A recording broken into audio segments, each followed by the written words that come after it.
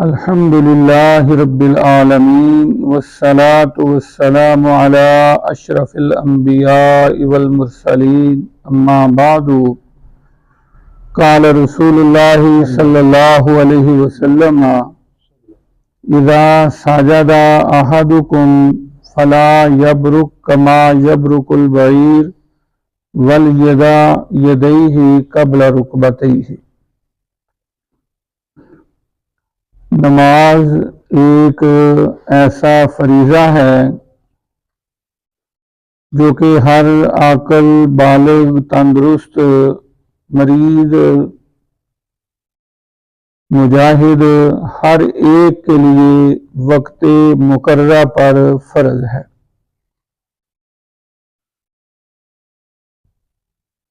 اور آپ صلی اللہ علیہ وسلم کا یہ بھی فرمان ہے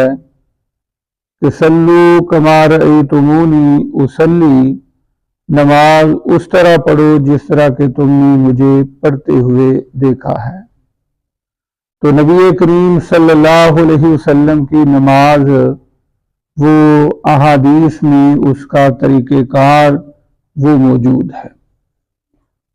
لیکن جب ہم اپنی نمازیوں کی طرف توجہ کرتے ہیں، وہ کسی مسجد میں بھی آپ چلے جائیں تو رسول اللہ صلی اللہ علیہ وسلم والی نماز کما حقہ وہ ملنا مشکل ہو گئی ہے۔ ایک دو چیزیں ان کی نشاندہی کرنا مقصود ہے۔ اہم ترین جو چیز ہے جس میں اکثر دیکھا گیا ہے کہ لوگ غلطی کرتے ہیں وہ ہے کہ بسا اوقات آدمی مسجد میں آتا ہے اور امام صاحب رکوع میں چلے جاتے ہیں، تو ہمارے بھائی ہمارے ہاں بھی کچھ لوگ جو ہیں وہ رکوع میں امام کے ساتھ مل جاتے ہیں اور اس رکعت کو وہ شمار کر لیتے ہیں، حالانکہ رکوع والی رکعت جو ہے وہ شمار نہیں ہو سکتی، اس لیے کہ قیام بھی فرض ہے اور سورہ فاتحہ پڑھنا بھی فرض ہے۔ جس آدمی نے سورہ فاتحہ کو نہیں پڑھا، رسول اللہ صلی اللہ علیہ وسلم فرماتے ہیں اس کی نماز نہیں۔ اور اسی طرح یہ قیام یہ تو ہر ایک مسلک کے ہاں یہ فرض ہے، ضروری ہے، اور فرض کے رہتے ہوئے وہ رکعت نہیں ہوتی۔ تو لہذا جو بھائی امام کے ساتھ رکوع میں مل جاتے ہیں اور اس رکعت کو شمار کر لیتے ہیں، ان کو اپنی نمازوں کے متعلق سوچنا چاہیے، وہ ان کی رکعت نہیں ہوتی۔ تو جب رکعت ہی نہیں ہوتی تو نماز جو فرض تھے وہ تھے 4 اور ایک رکعت انہوں نے پڑھی نہیں ہے، تو 3 رکعتوں والے وہ فرض ہی مکمل نہیں اس کے ہوئے۔ تو لہذا یہ بہت بڑی غلطی ہے، اس سے آدمی کو اجتناب کرنا چاہیے۔ اسی طرح دوسری جو بڑی غلطی کی جاتی ہے وہ سجدے کی حالت کی جاتی ہے۔ سجدہ رسول اللہ صلی اللہ علیہ وسلم نے اس کی ایک ایک چیز کو بیان کیا ہے۔ نبی کریم صلی اللہ علیہ وسلم فرماتے ہیں کہ اذا سجد احدکم، کہ جب تم میں سے کوئی سجدہ کرے، فلا یبرک کما یبرک البعیر،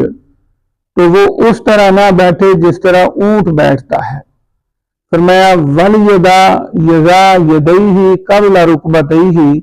کہ اپنے گھٹنوں سے پہلے اپنے ہاتھوں کو زمین پہ رکھے۔ یہ جو پہلا جو حصہ ہے کہ آدمی اس طرح نہ بیٹھے جس طرح اونٹ بیٹھتا ہے، اس کا مطلب یہ ہے کہ آدمی اپنے ہاتھوں کو وہ زمین پہ لگا لے اور اس کے جو گھٹنے ہیں اس میں خم نہ آئے، وہ بالکل سیدھے ہوں، تو یہ جو ہے یہ اونٹ کے بیٹھنے کی طرح ہے، اس سے منع کیا گیا ہے۔ آدمی نے جب اپنے ہاتھوں کو نیچے رکھنا ہے تو اس کا اپنے گھٹنوں کے اندر خم آنا چاہیے،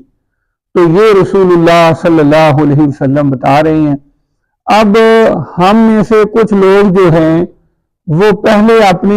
گھٹنے لگاتے ہیں اور بعد میں ہاتھ لگاتے ہیں، جو کہ رسول اللہ صلی اللہ علیہ وسلم سے ثابت نہیں ہے۔ اور ایک حدیث میں جہاں یہ ذکر ہے کہ رسول اللہ صلی اللہ علیہ وسلم نے فرمایا کہ جب تم سجدہ کرو تو پہلے اپنے گھٹنوں کو لگاؤ پھر ہاتھ لگاؤ، تو وہ حدیث جو ہے وہ ضعیف ہے، وہ قابل احتجاج نہیں۔ اسی طرح رسول اللہ صلی اللہ علیہ وسلم نے